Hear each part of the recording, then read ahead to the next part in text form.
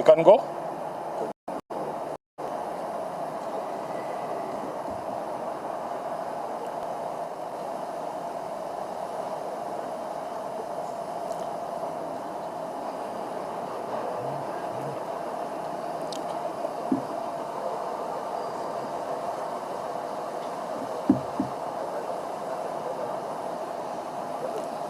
You wanted us to do introductions as we... Is there anybody here you don't know?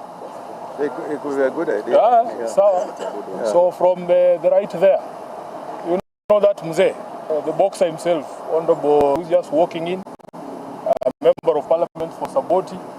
We have the Honorable Osotsi. We have the Honorable Brian Weke with us here. Here we have our friend Arafat from Vihiga. We have the Governor for Siaya, the Honorable Orengo.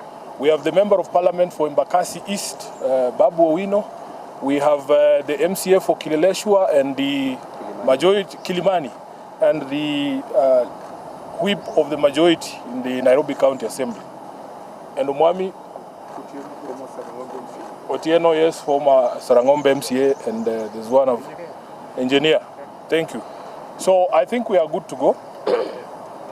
We have a statement here that we will read, and then we will allow comments from other leaders present here, and then we'll take it from there. So, fellow countrymen, members of the ODM party, supporters, and members of the Fourth Estate, distinguished ladies and gentlemen, I have taken note of the announcement made by a section of the ODM National Executive Committee in Mombasa yesterday, the 11th of February 2026, purporting to remove me from the position of Secretary General of the Orange Democratic Movement. Let me state without fear of contradiction that this action is illegal and procedural and a blatant violation of the ODM Constitution as well as the principles of natural justice. At no time have I been informed of any allegations against me, be they of indiscipline, insubordination, or incompetence in the execution of my duties as the Secretary General. Neither have I been invited to respond to any complaints in and out of the party on any matter that would constitute grounds for removal of a Secretary General. Consequently, no lawful organ of the party has invited me to any hearing. Indeed, as far as internal differences in opinion go, my only crime is that I have refused and I oppose any plans and schemes within the party to support President William Ruto's re-election, because I have held and continue to hold the firm position that this country cannot afford another 5 years of this expensive, divisive, incompetent, and disastrous Ruto misadventure. Kleptocracy is not a philosophy that an entire nation can give a second chance. This month marks the beginning of my 9th year as SG of ODM. I am the longest serving individual in that position. To serve that long at the feet of the enigmatic Raila Odinga needed one to summon all reservoirs of wisdom from all possible sources, but most importantly, to remain a true and loyal student of the great icon. Even in the current circumstances, I would never betray the ideals and principles of my late party leader. I have served this party with loyalty, diligence, and unwavering commitment because I had a leader in Raila who nurtured young people and young leaders and knew how to bring competing interests and egos into one functional movement. Together, we have defended the Constitution, strengthened internal party structures, and safeguarded the voice of millions of Kenyans who believe in social justice and accountable leadership. My record speaks for itself, and it always will. It is in public domain that my opposition to the party's dalliance with Ruto started long before the Right Honorable Raila passed on. He understood my reasons and accommodated them. It is also a known fact that regardless of what political deals Raila struck with different regimes, he would never have allowed his beloved party to be turned into a mere appendage of State House, where decisions are rubber-stamped after instructions are received from the regime. It is painful to note that sections of the party continue to desecrate the legacy and memory of Raila by turning this party into a theater of the illegal. Just last week, on 3rd February, a Gazette notice was released purporting to legitimize the recent changes in party leadership, with the rider asking for public input within 7 days, even though the stated date had lapsed by 3 weeks. Essentially, those who now purport to run the party are aware that, for instance, the new party leader was installed unprocedurally and unconstitutionally. These shortcuts and illegal edicts reflect the bad manners that progressive institutions and individuals pick up as soon as they get cozy with William Ruto. I leave it to the party members to judge if this really is the path that the Right Honorable Raila Odinga had set for us. Just 4 months after his death, we can all agree that Raila must be turning in his grave. In recent times, many respected personalities within the movement have reached out to me and the rest of the leadership, seeking a middle ground of unity, at least until the National Delegates Convention is called. I may not mention all of them, but the party trustees, and they know themselves, as well as Mama Ida Odinga and Her Excellency Ruth Odinga, the women representative for Kisumu, among others, have worked tirelessly to try and unite the party and renew the spirit of Raila in the party. But it seems the rest of the leadership, answering to instructions from elsewhere, has been unable to embrace dialogue. I want to assure our members across the country that this is not about positions. It is about principle of our party. It is about ensuring that ODM remains a democratic institution governed by rules and not by impulses. And whatever actions I take from here, obviously, after wide consultations, I will do so with my head held high, knowing full well that I have never once let down my leader, the Right Honorable Raila Odinga, or the members of this party who are its backbone. As I said in Busia, Raila did not raise cowards. He did not teach us to run away from hardship or challenges, but to confront them head-on. Our party constitution places a responsibility on us to fight for ODM, and fight we shall. Through all lawful means, we shall fight for this great institution until the very end. We will challenge every illegality in the courts of law and in the court of public opinion. Surrender is not an option for us. I urge our members to remain calm, steadfast, and committed to the ideals that brought us together. ODM is bigger than any individual, and it must remain anchored in justice, transparency, and respect for its own constitution.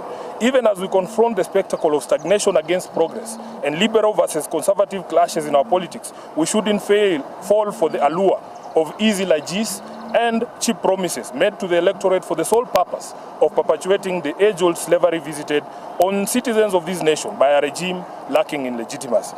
I remain a loyal member and the duly elected Secretary General of the ODM party. I remain committed to the struggle for a fair, just, and democratic Kenya. As I navigate this period, I ask for your prayers and goodwill, but most importantly, for all of you to remain vigilant in guarding the freedoms that Raila Odinga taught us never to compromise over.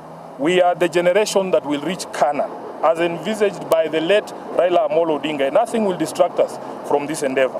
I am grateful to all of you for all the messages of support, and I want to assure you that we will be back to the grassroots, bigger and more energized, beginning this Sunday in Kitengela. Thank you very much, and God bless you.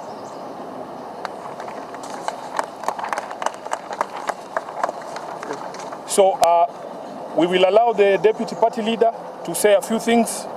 The Honorable Governor James Orengo will say a few things, and the Honorable Winnie Odinga will say a few things. Then we will take questions. Thank you. I think a few days back, I raised an alarm that ODM party is now being remote controlled from State House. And I also raised an alarm that there is an attempt to do a hostile takeover of ODM party. Now, this was not baseless. I want to inform you that last Friday, I received a call from chairperson of ODM, Madam Gladys Wanga. And Gladys Wanga gave the call to party leader, Oburu Odinga. And Honorable Oburu requested a meeting with me, which we set for Monday. And on that Monday, I requested that meeting I attend with the Secretary General, because it is important that the top leadership of the party discuss. And Honorable Buru came to that meeting with Junet Mohammed. The meeting was held at Honorable Bosire's house. And also we had our trustee, Amos Wako. And in that meeting, we raised a number of issues. One, which we agreed that the meeting of NEC that had been scheduled for Mombasa be delayed, be postponed until we get consensus in the party. We also agreed a team of trustees led by our elders, Honorable Amos Wako, Honorable Nyang'nyong, Honorable James Orengo, Honorable Bosire and others, continue with the mediation process in the party. I am surprised that Honorable Buru told us that he needed to consult further. That consultation, he did not consult it with other key stakeholders in the party, but they proceeded that night to State House to consult William Ruto. And that's why two of us did not attend the NEC meeting in Mombasa, because we were waiting for feedback from Honorable Buru as to whether the NEC meeting in Mombasa is happening or not. I am surprised that they went ahead and made very, very critical decision of removing Honorable Sifuna as the SG. I want to call upon the membership of this party to stand firm and resist the efforts by President William Ruto to hostilely take over this party. We will not allow him. We will not allow him to have his way. And I know that many, many other leaders are going to join this cause. So we want to ask our members, especially in our stronghold, to remain calm, that Sifuna is going nowhere. And I had said that if Sifuna goes, I will also go. I want to say that these members have agreed that we will fight the war. And we still recognize Sifuna as our legitimate Secretary General, as you will discover shortly. We want to say that there is a pair in this party which is an axis of evil. They know themselves. I'm not going to mention their name. To assist William Ruto to wreck this party, we will not allow you. And that's why we are saying, from this weekend, we are going to the people. We are going to our supporters, starting with Kitengela on Sunday, and on 21st, we are going to Vihiga, Kakamega, and Bungoma. So our people stay firm. We are not about to give up. We will continue to protect the legacy of Raila Amolo Odinga.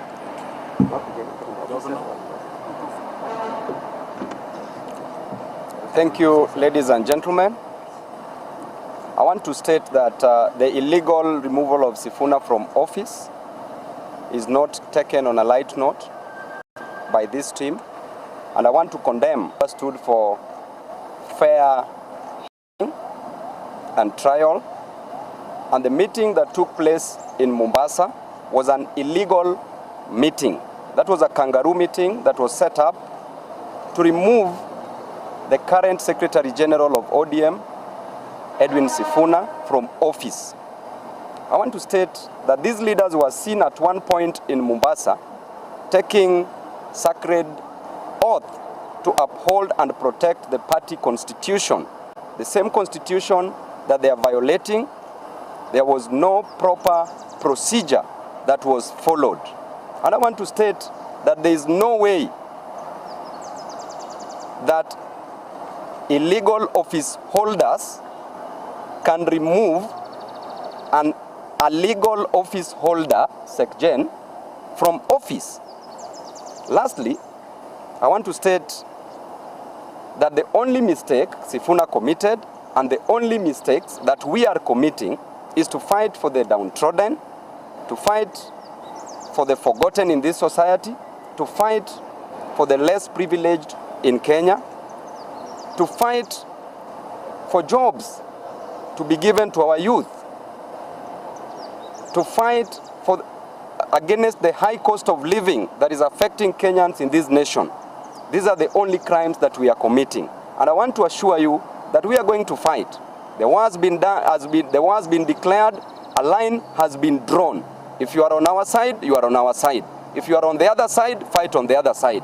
But this is not going to stop anytime soon. Thank you.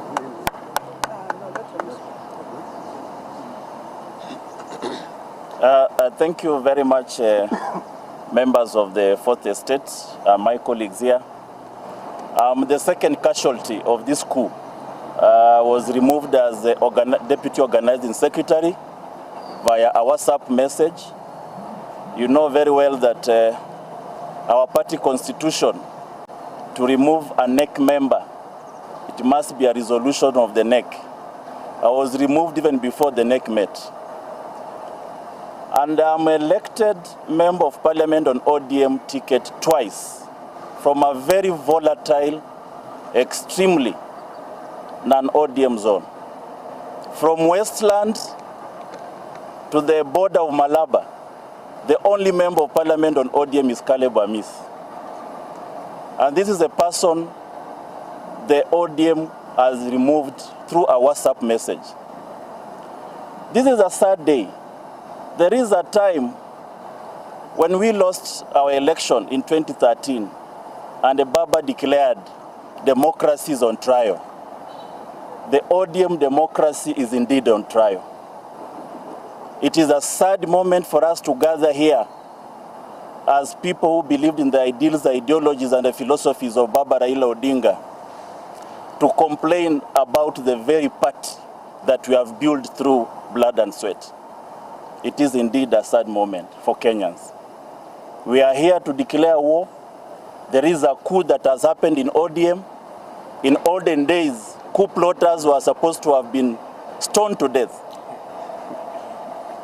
Coup plotters were stoned to death. But we are in a democracy.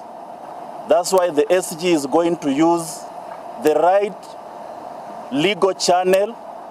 I've also instructed my lawyers to use the right internal dispute mechanism, failure to which will also go up the ladder through the justice channels.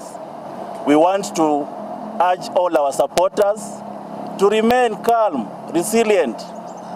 We are going to the people. We are going to continuously sell the ideals of Baba Raila Odinga. He is an institution. You can kill ODM, but you can never kill the ideology, the ideals of Baba Raila Odinga. And that is what we are going to stand for. We are there, we will protect ODM, we will protect what Baba stood for. He is an institution. Baba's name will never be erased in the political limelight of our country. Baba stands in the steps of Kennedy of US. Baba's name is that of Mandela of South Africa. That for you to become a president of Kenya, you will never become a president of Kenya without the name Raila Odinga in your campaign speech. We will protect that name with all that we have. Thank you very much. Thank you. I think the statement by the Secretary General was comprehensive, but I just will add one or two things. First, as I stand here, the Secretary General of the Orange Democratic Movement is Senator Edwin Sifuna. Shall I repeat for purpose of record and for all those who can hear us from all corners of this great country? Don't be deluded or cheated. The Secretary General of Raila's party, ODM, is one Edwin Sifuna. And Senator Sifuna has served the party for nearly 10 years. And he has been with Raila Odinga at very critical and crucial moments, including running the affairs of the party between two elections. In fact, involved in two elections, 2017 and 2022. During the entire life of Raila Odinga, and during the period in which Edwin Sifuna was the Secretary General, there is no single moment that Raila Odinga rebuked or criticized Edwin Sifuna in public in the discharge of his functions as Secretary General. I shudder to think that mere minions people who have got no legitimacy in the entire country can dare talk about Edwin Sifuna. Sifuna speaks for the party, and even today, Edwin Sifuna is speaking for the party. My first encounter with President Ruto when he was elected as president was in a village in Ugenya, some place called Orenga, and I told him, and if you watch the speeches I've made where President Ruto is, I have implored him not to kill political parties, because I could see this coming. That problem in ODM, and I like what Senator Ososi has said, the problem in ODM is President Ruto. We are asking President Ruto to let ODM go, let ODM alone. He has not taken it hostage. He is in possession of the party called ODM. He is convening meetings of organs of ODM, of course excluding Honorable Sifuna and Honorable Ososi. There are meetings that have taken place in Kilgoris, and the ones in State House are countless. Please, please, leave ODM alone. And I want to speak about the spirit of Raila Amolo Odinga. Raila Amolo Odinga fashioned a political party which was a people's movement. ODM is a people's movement. Is a movement of the people, for the people, by the people. And those who are showing themselves out as leaders of ODM, please go to the people. You will not go to the people because you know what the people feel. I was very proud with the people in Busia when we were in Busia. I could see Raila Amolo Odinga alive. Those are the kind of meetings Raila Amolo Odinga used to have. So as we move forward, we are not a party of the status quo. We are a party for change.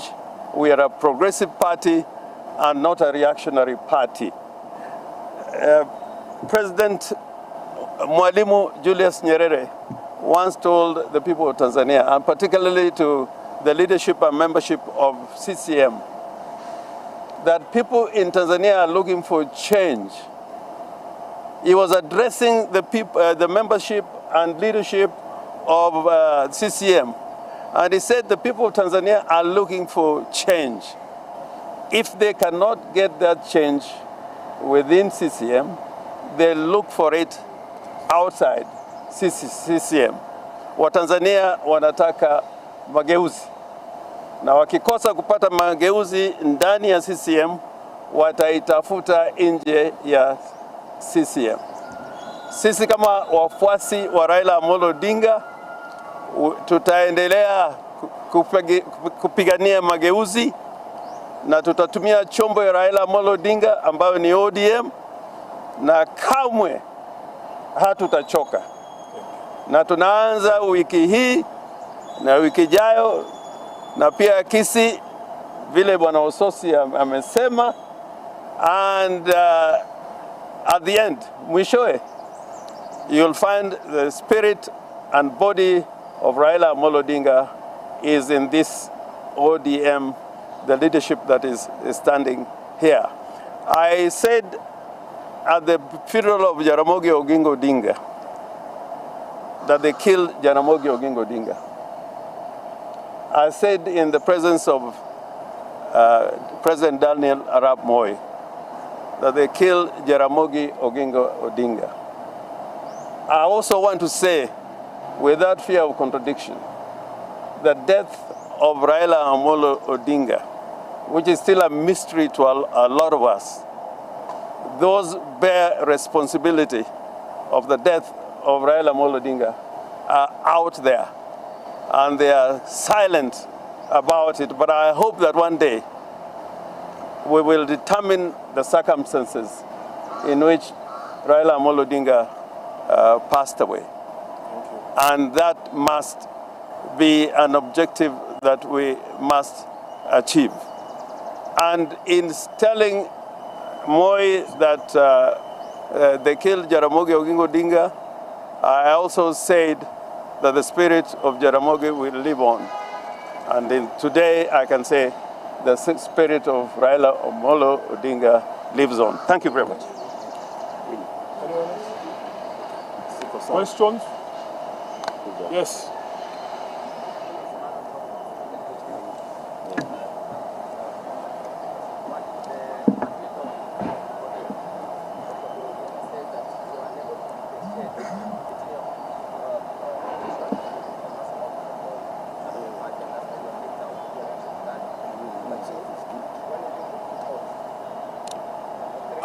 First of all, yes.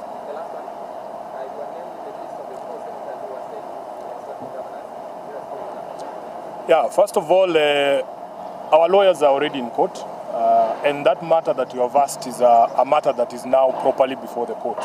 Let those who have made those accusations come and explain to us how I confused party position with my own opinion.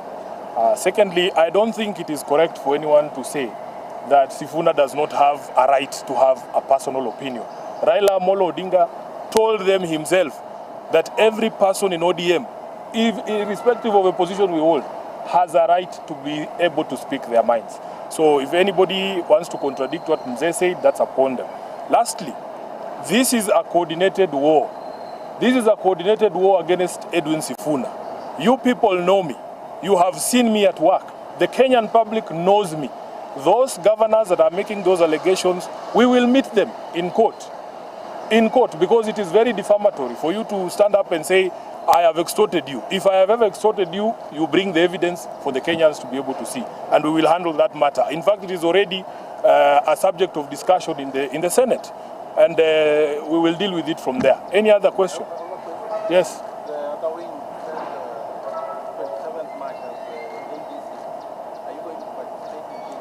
I am the SG of ODM. We will go to that NDC. We are still members of ODM. These are delegates of ODM. We will go to that NDC. There's no one who can kick us out of the party. Yes. There has been an issue about the party registration certificate. That is a matter for ODM. That is not a matter for the public. We know where the certificate is. I think we are done with this presser. Let us continue to thank you. Irene, what is it we have not covered? No, it's okay.